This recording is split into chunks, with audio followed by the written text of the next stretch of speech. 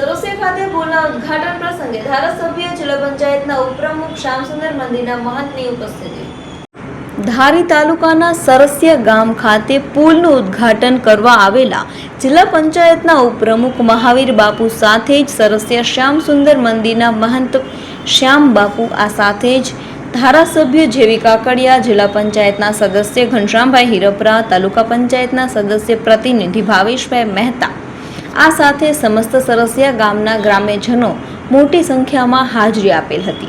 માલધારીઓ અને ખેડૂતો માટે ખાસ કરીને ચોમાસા દરમિયાન માથાના દુખાવા સમાન આ નદીને પાર કરવી બનતી હતી। ત્યારે ધારાસભ્ય જેવીભાઈ કાકડિયાના પ્રયત્નોથી 8 મહિનામાં આ પૂરની કામગીરી પૂર્ણ કરવામાં આવી હતી। આ સાથે સમસ્ત સરસિયા ગ્રામજનોએ ધારાસભ્ય સહિત પધારેલા રાજકીય આગેવાનો, સાધુ સંતોનું અને મુખ્ય મહેમાનોનું સન્માન કરેલું હતું। રકમ એટલે કેટલી જોઈએ?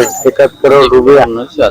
1 કરોડ રૂપિયાની રકમનો જે પુલનું આજે લોકાર્પણ થઈ ગયું છે, આ પ્રસંગે ઉપસ્થિત આપણા ધારાસભ્ય શ્રી જેવીભાઈ કાકડિયા, શ્યામબાપુ તથા ચંપુભાઈ, મારા સાથી મિત્ર જિલ્લા પંચાયતના ઘનશ્યામભાઈ, દિલુભાઈ તથા ગામના બધા આગેવાનશ્રીઓ।